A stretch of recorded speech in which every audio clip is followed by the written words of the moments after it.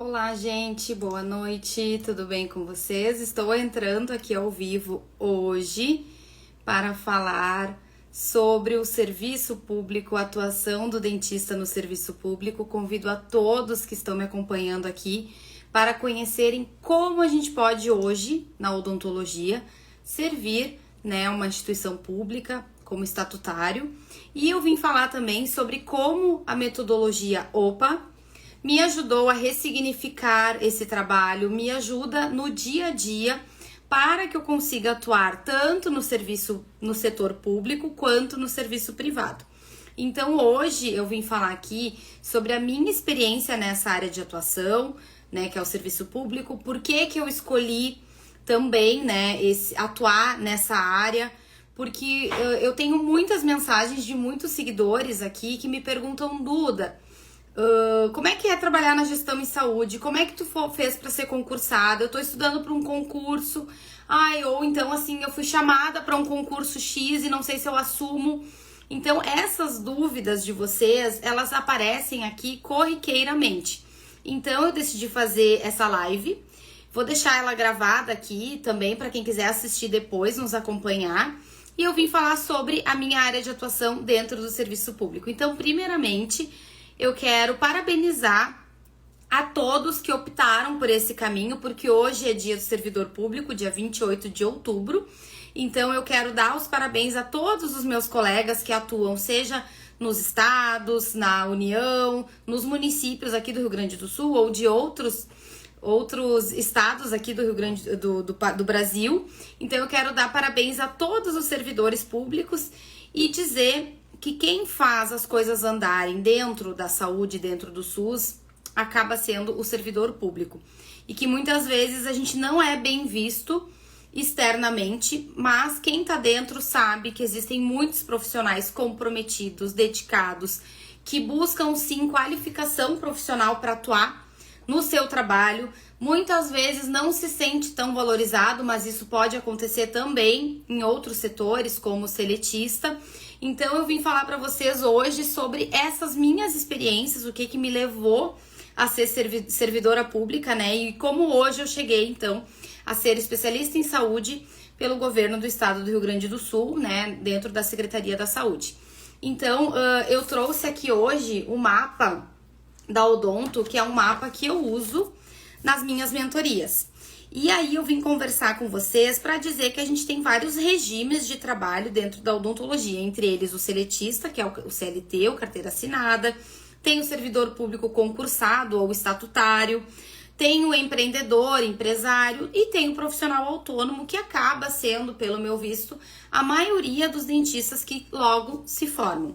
A gente acaba indo, para fazer autônomo, depois a gente abre uma empresa para conseguir receber pela empresa, mas tem algumas pessoas que se formam e já querem entrar no serviço público. Então, hoje eu vim falar como eu conheci o serviço público. Então, eu conheci através do meu estágio na faculdade, meu estágio na graduação, e eu acompanhei todas as dentistas da rede, tanto que atuavam na gestão, quanto na estratégia saúde da família em Porto Alegre. E aí eu me apaixonei pela profissão mesmo de servir, de ter uma unidade de saúde. E na época eu conheci o IMESF, que hoje ele não existe mais. O IMESF é o Instituto Municipal da Estratégia da Saúde da Família de Porto Alegre, E hoje ele não existe mais porque ele foi considerado pelo STF, inconstitucional. Então tem aí uma briga muito grande para ter uma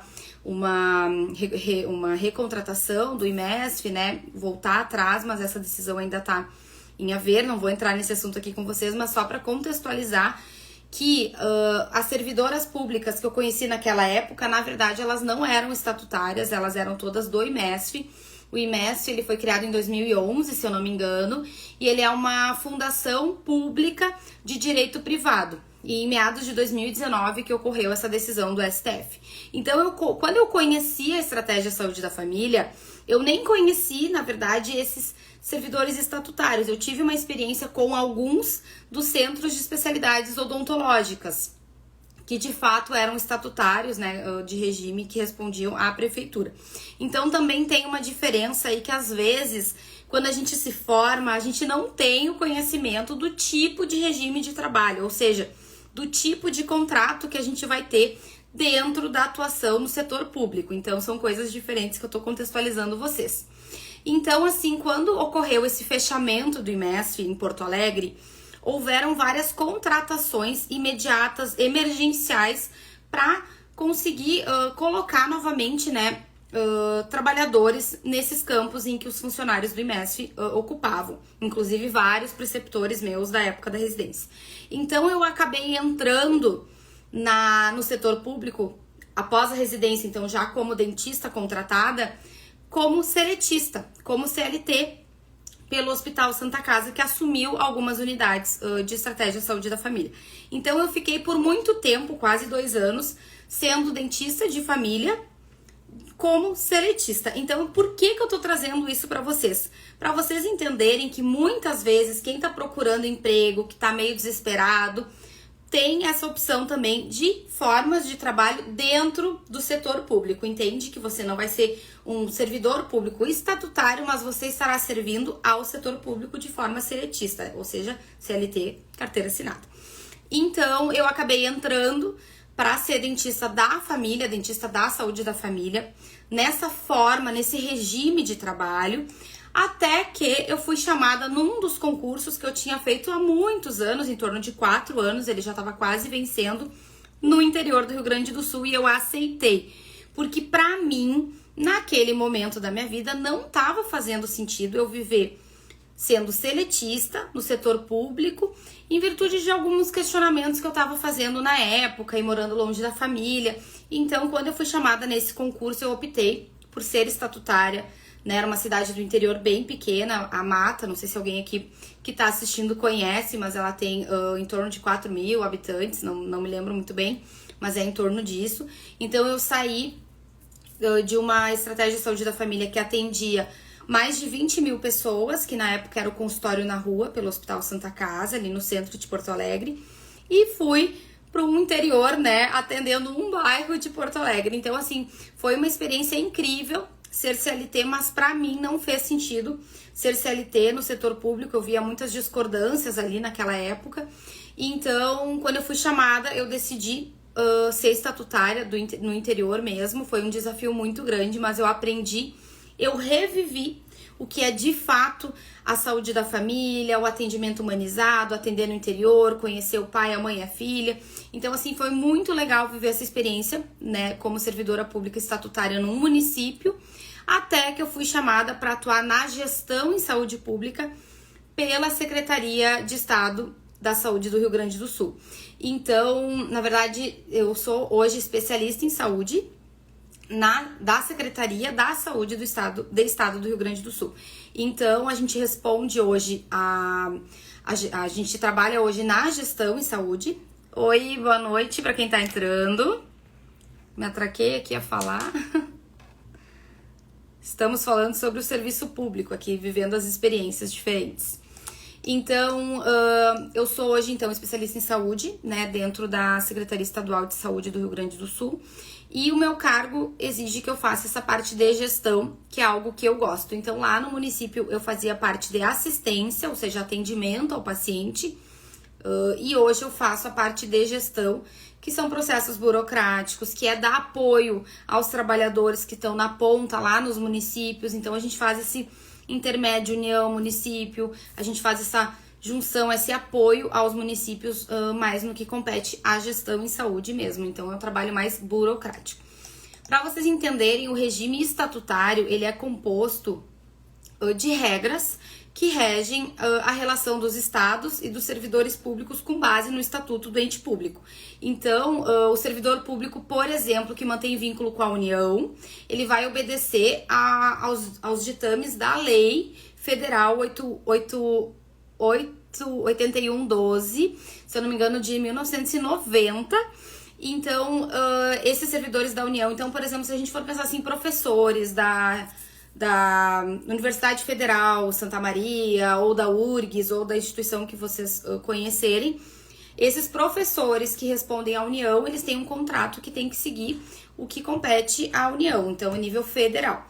Eu hoje estou num cargo do Estado, então eu respondo ao governo do Estado do Rio Grande do Sul. Então, eu tenho direitos e deveres previstos nas normas publicadas no Diário Oficial do Estado do Rio Grande do Sul. E quem vai fazer concurso municipal vai responder legislação e direitos e deveres previstos em leis municipais. Então, em relação ao serviço público, a primeira coisa que eu venho deixar claro para vocês é que além de atuar no setor público, vocês têm diferentes regimes de contratos de trabalho. Tem contrato emergencial, tem contrato seletista, o emergencial vai ser um seletista, mas só para vocês entenderem que tem diferentes formas. O contrato emergencial ele é por 6 meses, renovado pelo mesmo período. O CLT, assina a carteira de trabalho. E o estatutário mas não tem um tempo determinado, né? Isso que eu quis diferenciar aqui.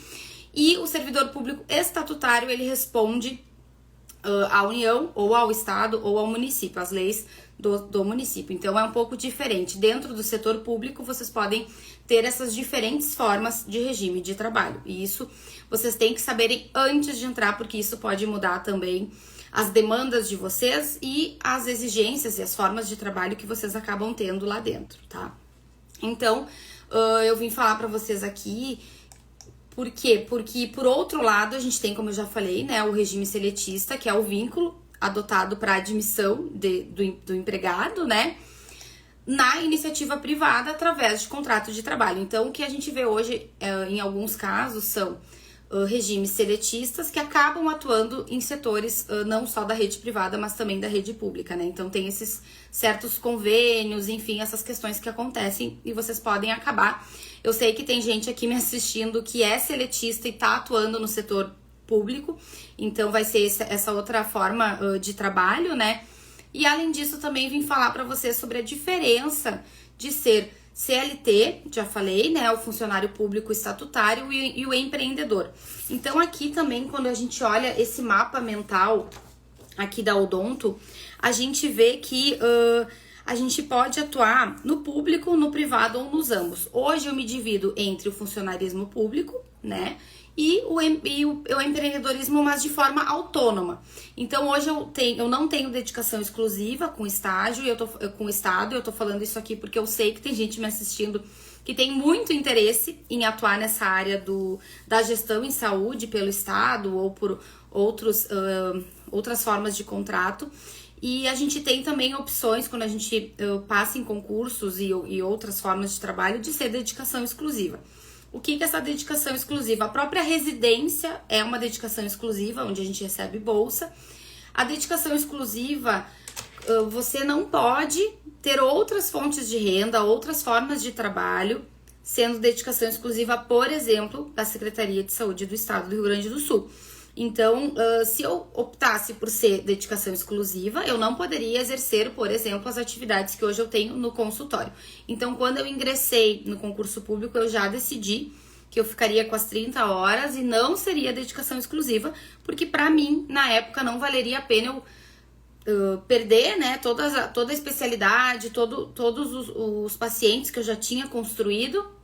Então, eu optei por estar no serviço público sem ser dedicação exclusiva. Então, para quem acabou de se formar em odonto e tá super perdido, eu venho falar para vocês dessas diferentes formas de regime de trabalho, desses diferentes setores, né? Então, vamos lá, vou usar minha cola aqui, que é o meu mapa mental. A gente tem, então, regimes de trabalho CLT, o servidor estatutário, o empreendedor, o profissional autônomo. Aí, em relação aos setores, público, privado ou ambos. E aí, em relação aos tipos de trabalho que a gente pode encontrar, a gente pode atuar na assistência, que é o atendimento ao paciente, a gente pode atuar na gestão em saúde, e aí na gestão eu trago também que pode ser a gestão pública ou a gestão privada, por exemplo, de tu ser gestor de uma clínica grande ou da tua própria clínica e não fazer mais atendimentos. E em relação ao ensino, a mesma coisa. Tu pode ser professor de uma universidade pública federal, tu pode ser professor de uma instituição privada ou tu pode atuar no ensino privado, como eu tenho as mentorias, por exemplo, hoje. E além disso, pode também atuar na área de pesquisa. Para atuar em pesquisa, geralmente você vai acabar indo para um lado mais acadêmico, até por causa dos recursos, dos laboratórios, né, da tecnologia que envolve fazer pesquisa. As melhores pesquisas estão em grandes centros, então se você sonha em ser pesquisador, a probabilidade de você ter que ficar próximo ou de uma instituição federal, né, ou de uma instituição de uma cidade maior que tenha grandes centros para fazer pesquisas grandes, vai ser necessário. Então, não quer dizer que você não possa estar, por exemplo, no interior fazendo uma pesquisa, né? Mas a tendência, pesquisas maiores exigem estar em grandes centros. Então, por que eu venho falar isso para vocês? Porque aí a gente já entrou também em tipos de trabalho. Vamos lá, assistência, gestão, ensino e pesquisa. Aí, para quem é dentista, tem outras questões também que são as áreas de atuação.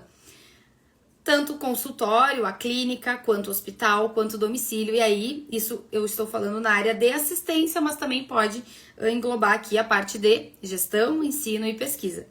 Então, quando eu digo para vocês que a gente não precisa reduzir para caber na odonto, é verdade. A gente precisa se encontrar, a gente não precisa reduzir para caber na nossa caixinha, a gente precisa realmente se encontrar para saber o que o nosso perfil comportamental, o que os nossos objetivos de vida nos levam, né, à felicidade.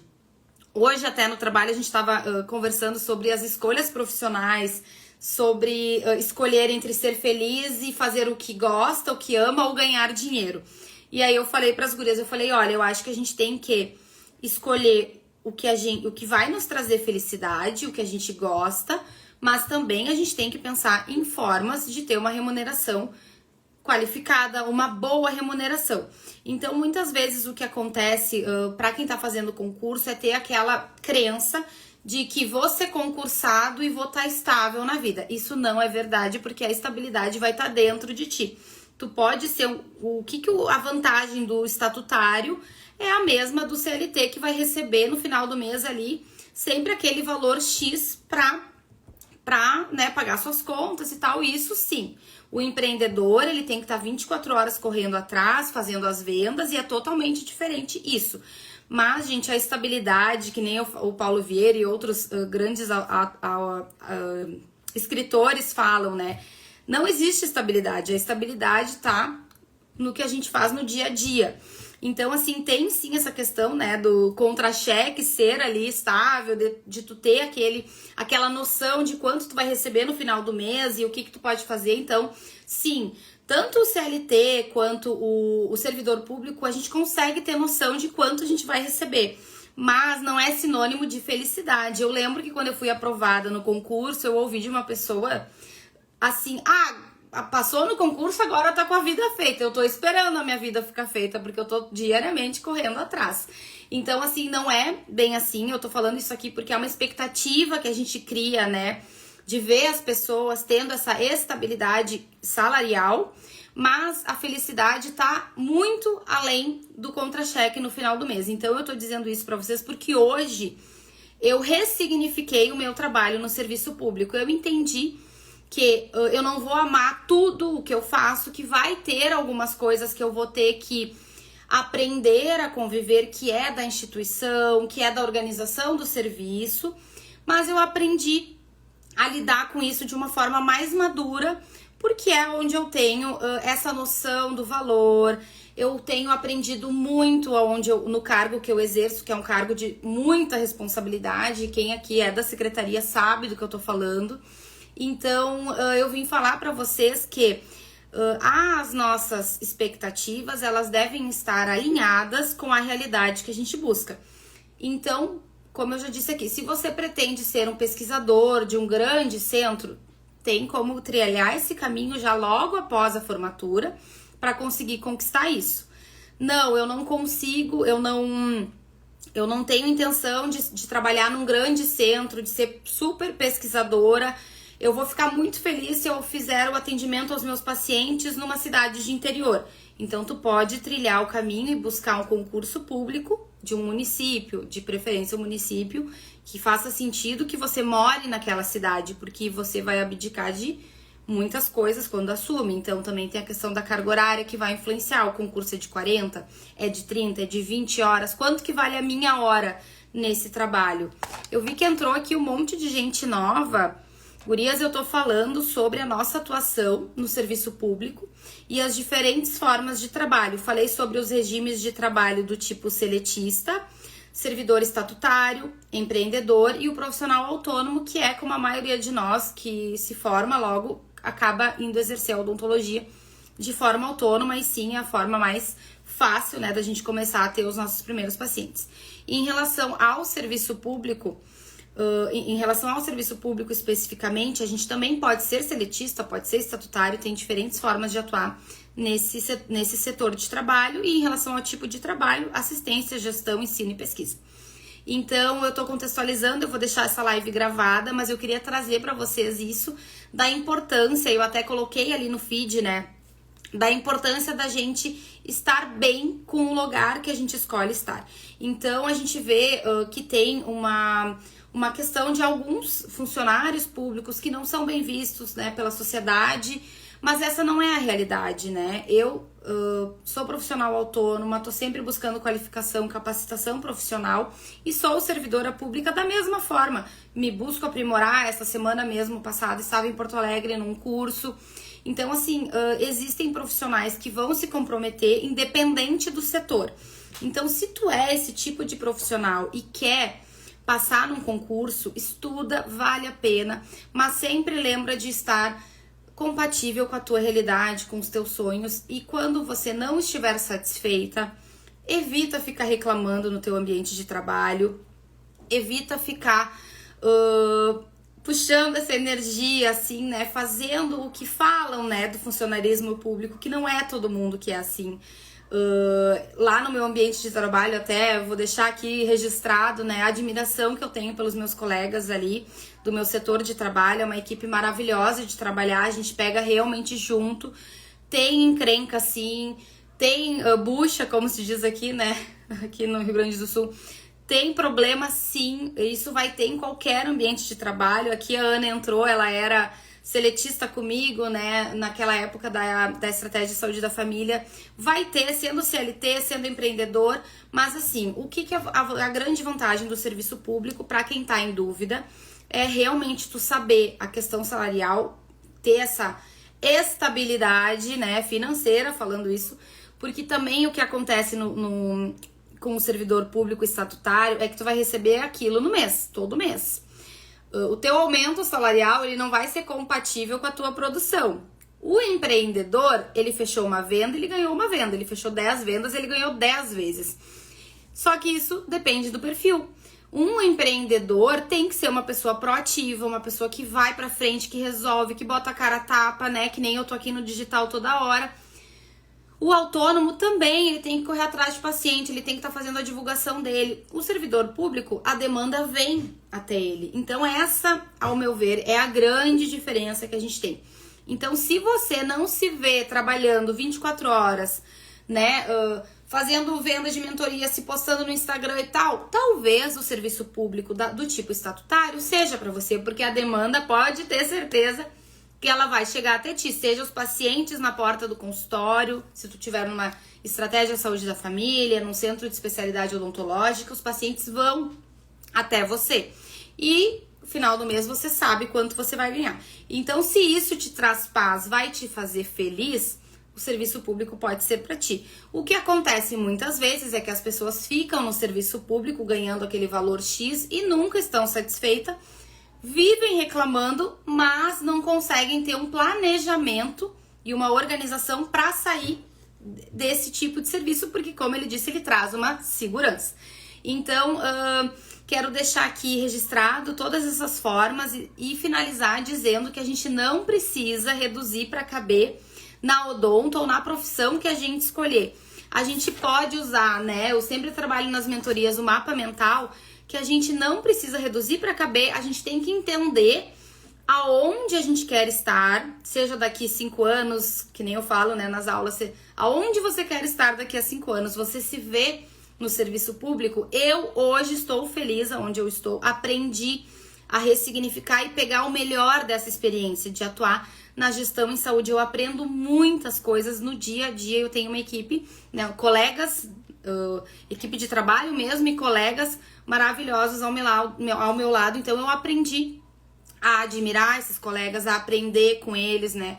Com os gestores que a gente trabalha, os prestadores, enfim. Então, hoje eu tenho esse ponto e eu evito reclamar. Se eu não estou satisfeita e não posso sair, eu não vou reclamar.